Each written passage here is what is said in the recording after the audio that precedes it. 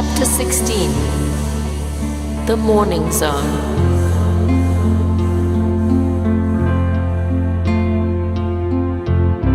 With somewhat less vigor than usual, Zentran put his air car down on the pad, adjacent to the building that housed his quarters. Inside, he sensed Venrue in sleeping attire, enjoying an intimate moment with Zak. Not wanting to intrude, he withdrew. Seated in his air car, he considered the disquiet that still nagged him. He restarted the propulsion unit and took the vehicle high above the city, beyond the reach of traffic. Holding the air car's position static, he moved exterior to his body and located the dark zone. He needed to face the remaining annoyance in the location where it had affected him. Qton sensed his presence as they migrated further into the depths of the darkness. Time was of no consequence as he revisited the events that had troubled him. In post-contemplation of the incident, the trepidation in his mind gradually destimulated, reinstating the tranquility of the dark zone. With his alertness returning, the value of his emotional equilibrium became evident. A scan of the area rendered no trace of Nakas. The location where he and Zak had first encountered the free entity revealed nothing. Now, in his own free-of-body condition, he could seek out presence in the dark zone instantly. A thorough search of the darkness, from the twilight sector to the morning zone on the other side of the planet, confirmed Nakas's absence. Nakas had revealed that he came from another dimension. How did one get to that dimension? The mental picture he'd seen so briefly of his future was imprinted on his mind. To get there, do I just have to live normally through time? Or is there another way? Zak saw the same picture. Why did he think it was the past? It was beyond his understanding. He obviously still had a lot to learn. Scanning the dark zone again revealed only Qtons moving still further into the depths of the blackness.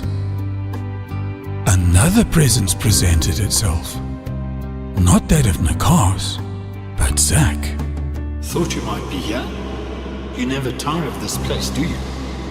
It's the only place I can be myself. I know what you mean. Together they transferred themselves through the nebulous dimension to their physical forms. Zentran set his air car down on the pad.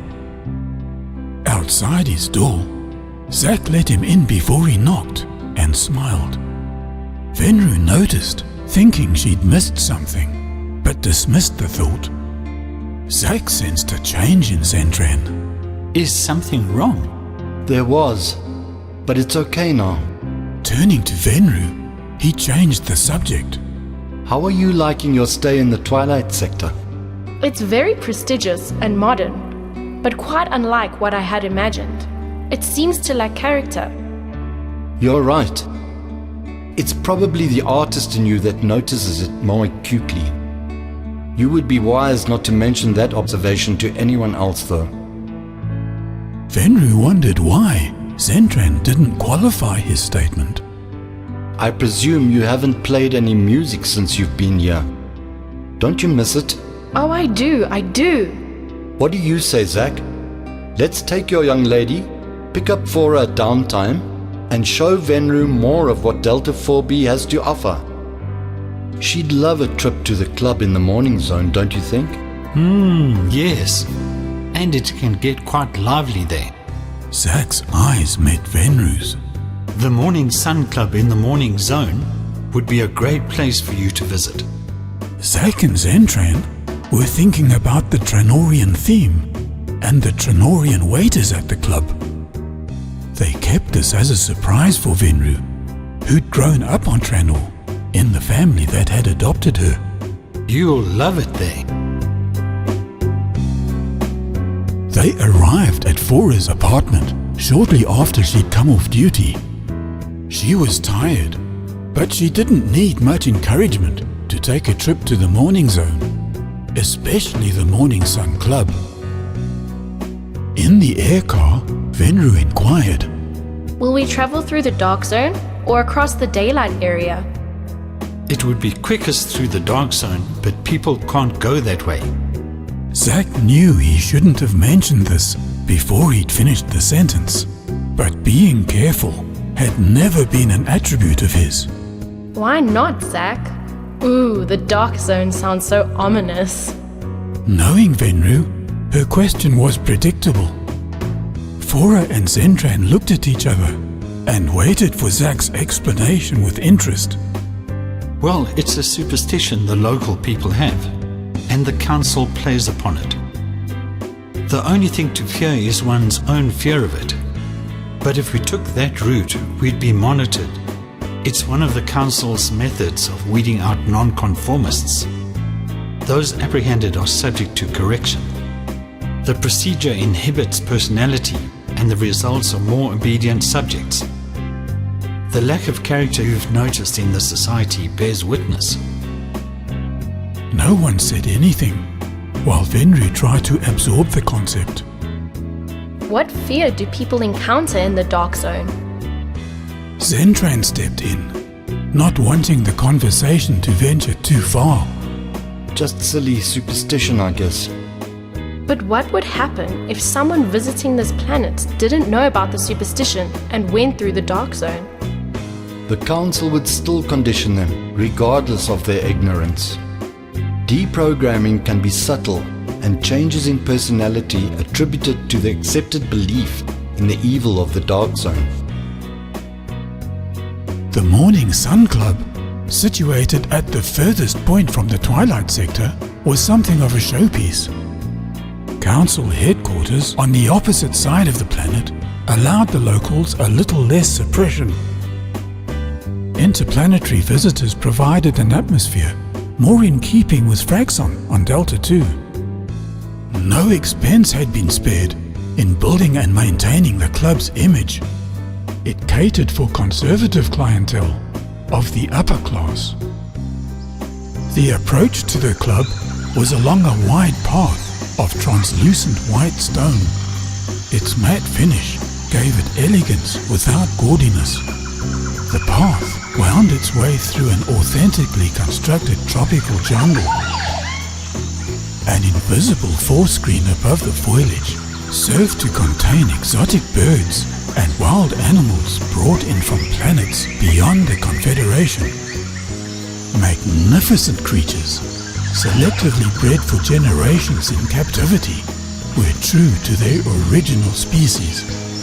Their continued existence in captivity had rendered them tame. Visitors to the Morning Sun Club were afforded a notable spectacle. Further along, as the jungle thinned, the path straightened. A moving walkway transported them across a randomly rippling lake. A row of illuminated columns appeared to pass by, on either side of them. Golden light emitted by the columns complemented that of the morning sun on the horizon, continuing with the columns into the depths of the water. The club itself was constructed of electronic energy. Its force field extremities were slightly opaque with a tinge of grey. The sides and roof appeared randomly arranged, with varying angles, both vertically and horizontally, creating shade variations of the force field's color. A degree of order to the aesthetic design coupled art to technology. The entrance to the club was starkly different. A massive door, cut from a single piece of granite, rounded at the top, greeted them. The sides of the imposing granite door were beveled to meet the opposing bevel of the thick granite frame. Surfaces were laser precision cut while retaining their natural texture. These were the only parts of the construction not of force fields. granite represented the Trinorian culture. Venrue was clearly impressed as Zak guided her through the majestic archway. Memories of her childhood on Tranor brought a smile to her face as she looked at Zak. You were right, Zak. I love it here. Zentran and Phora followed.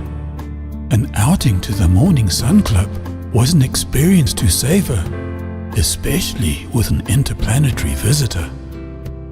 Inside, they descended a flight of stairs where they were greeted by an ape-like maitre d' from Tranor. Venrue was taken aback, and Zak held her hand supportively. The full significance of the massive granite door and archway came to her. She thought about her Tranorian brother and the only parents she had ever known. Looking affectionately into the maitre d's eyes, she said, Tradu far. The ape-man's alert eyes flickered. He just heard, "You're a long way from home," in his own language. He responded quickly with an incomprehensible series of sounds, which Venrue understood better than any other verbalization. The ape-man stood proudly erect. His large physique seemed almost at attention.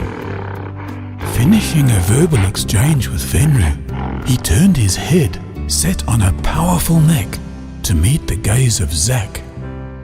Zak was not a small man, but the Tranorian loomed well over him. The Tranorian clapped the back of his clenched fist into his other open hand. It represented a greeting. Venrue squeezed Zak's hand, indicating he should return the gesture. He did. It produced a smile on the ape-man's face that Zak had never witnessed before, and few ever see. There was no mistaking the sincerity. Zentran was not afforded the same greeting. The Tranorian quietly noticed the starship captain's yellow triangular emblem with a star at each corner on the left shoulder of his uniform. The formality of inquiring as to a booking was dispensed with. Poise and efficiency came easily to the ape-man. He conducted himself with a natural elegance as he showed them to a well-positioned table on a raised portion of the restaurant. The force field tabletop was suspended by the same force, for there were no legs. To one side was one of the restaurant's outer force field extremities, which they'd seen from the outside.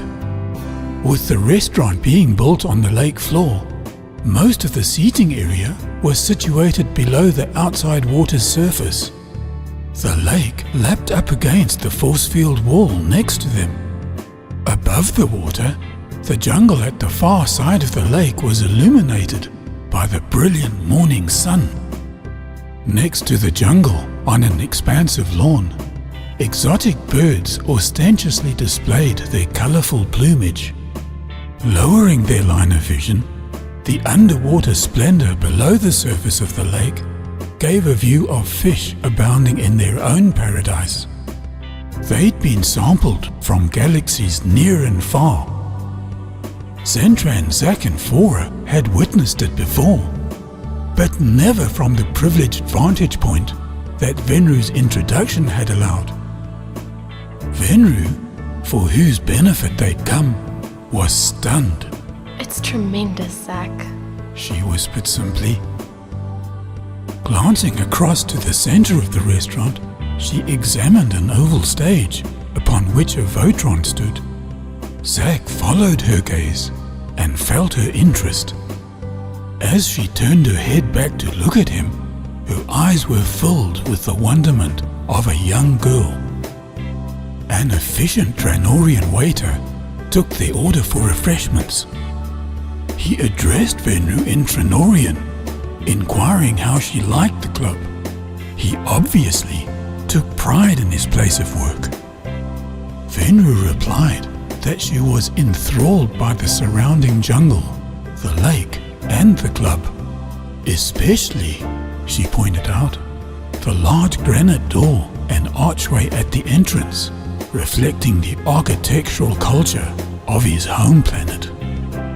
Venrue's compliment filled him with pride. A hint of a smile on his ape-like face was almost visible.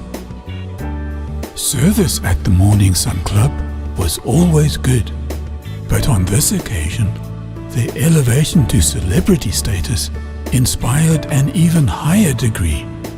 Their order arrived quickly and unobtrusively. The waiter had no need to inquire which part of the order belonged to which person. He knew. Venrue's frequent glances at the stage and the Votron that stood on it didn't go unnoticed. Phora squeezed Zentran's thigh and smiled at him knowingly.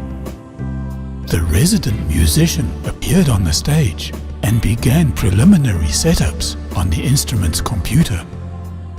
Their table afforded an unhindered view of the oval stage, situated on an intermediate level between theirs and the lower dance floor. Venrue's interest remained fixed on the musician as he prepared to play.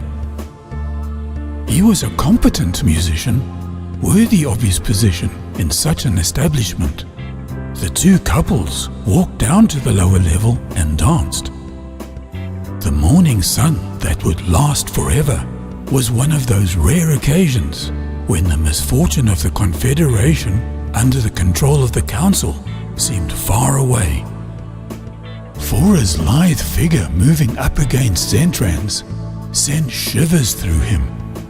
If there was a time set aside for romance, in the space-time equilibrium that Nakas had indicated, this was it. Zentran and Phora returned to their table, and the magic continued.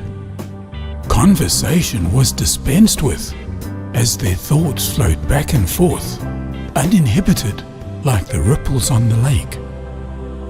Even when Zak and Venrue joined them at the table, it was hard to let go of the wonder it held.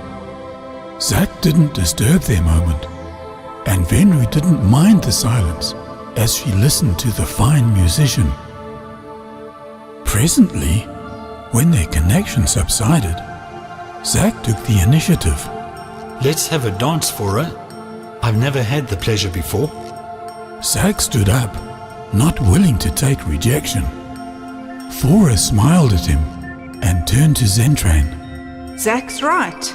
I've never danced with him before. Please excuse me while I dance with your friend. She placed a reassuring hand on Venrue's shoulder as she stood up. Zentran looked across the table at Venrue. Should we join them on the dance floor? Yes, I'd like that. She held Zentran's arm as he led her to the lower level. As they danced, the rhythm of her movements held Zentran as mesmerized as her music always did. She smiled, noticing that her dancing held him enthralled. Zentran knew this was a time when he couldn't use telepathy to help him out. He was going to have to talk to Venrue. From a musician's point of view, how do you rate this performer? He's very good. She replied simply. Venrue had a different style, but appreciated the performance of this more formally trained musician. Yes, he seems good to me as well. But he doesn't have that special something that makes your music so emotionally responsive.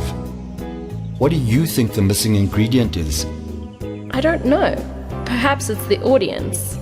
Zentran knew there was a lot more to it than her modest answer. While the audience certainly contributed to a performance, he remembered the feeling that had gripped his senses when she played. There's more to music than technical expertise. Venrue was more assertive now. Take this musician, for instance. Technically, he's outstanding, but the content of his performance gets little further than the stage. The audience hardly receives the part of the music that makes it beautiful. He gets a little response back from the audience, but not enough for him to amplify his performance with. For all his proficiency with a Votron, he may as well let it play itself. Its computer is more than capable. A concept came to Zentran. Venrue might not have telepathic ability, but she could inherently use the medium to convey her art. He wondered if he should pursue the subject with her. Perhaps she was ready. It certainly seemed like she was. He liked the girl, and it was a subject of mutual interest. He would try to be subtle. Remember the old fables of how the planets were created and the inhabitants that could transmit thought energy? Yes, children's stories. Well, by the by, they're banned on this planet, although it's hard for the Council to enforce it amongst interplanetary travelers without drawing attention to it. That's really odd. Why would they do that? We've evolved from the sequences of those early inhabitants, although it's a bit like evolution in reverse, as apparently most don't have those abilities anymore. I say apparently because deep down the abilities still lie inert, dulled and dormant. That's what you're using to convey your music. Then the combined energy you're receiving back from the audience is inspiring your creativity even further. Interesting. Many people still use a small portion of this energy without realizing it. This may seem abstract, but it's this dormant ability that you're tapping into. I've felt it when you play. Your audience feels what you feel. The more alive your force is, the better they can pick it up. Their response may be very weak, but collectively it can amount to a great deal, especially with you tuned into it. So, as you rightly said, it does also have to do with the audience. That would explain why it's so much more stimulating to play to large audiences. Zentran wondered if he'd overstepped the mark. Perhaps he should have left this for Zak to explain. Why doesn't anyone realize this? She asked. He'd arrived at a place where he knew he had to answer. With advances in material technology, a gradual decline of our own power came about. Over many thousands of sun revolutions, material things and the physical universe have become all important. The musician here knows that his music is audible. Everyone can hear it, and for him, that's enough. He transmits a little emotion, but the level at which you transmit is far greater. It's amazing. It's as if I've always known that, but never been able to focus understanding of it before. Yes, truth is simple once we strip away the complications we invent. Zentran didn't take the subject any further. He'd leave that for Zak. Having had enough of dancing for a while, they retired to their table. Zak and Phora were still dancing and fooling about, as close friends do. With the transparent walls of the lower level existing below the surface of the lake, exotic fish and other marine life lazily approached to inspect the activity in the club. As the music faded, Zak led Phora to observe the aquatic wonder more closely. The Trinorian maitre d', who'd greeted them on their arrival, had his attention on them. Zak excused himself, taking the opportunity to converse with the maitre d', while Phora continued to marvel at the underwater paradise. When Zak rejoined Phora, the musician appeared to be taking a break. They joined Zentran and Venrue at their table.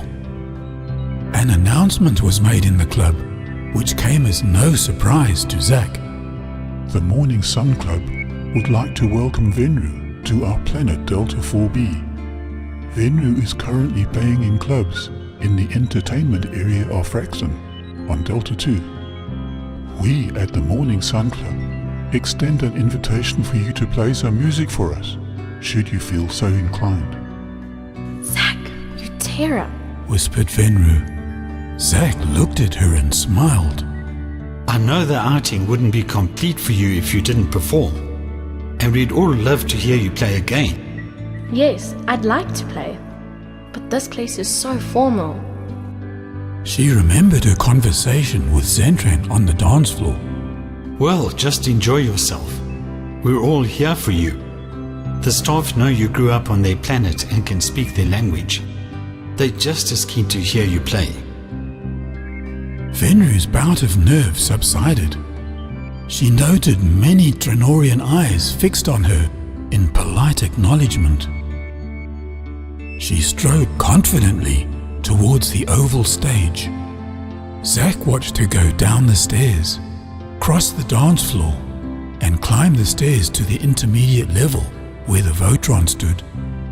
He remembered the first time he'd seen her in the Occupants bar, and the way she'd picked her way through the tables towards the stage. She was still just as stunning. The other musician greeted Venrue as she passed. She returned the greeting as she stepped onto the raised portion where the Votron waited. Her 3 friends stood up and clapped. The Trinorian waiters joined in. Venrue turned and smiled back. The rest of the audience followed conservatively. She sat down at the Votron and did nothing for some time. Her friends, the Trinorian staff, and the audience waited in silence.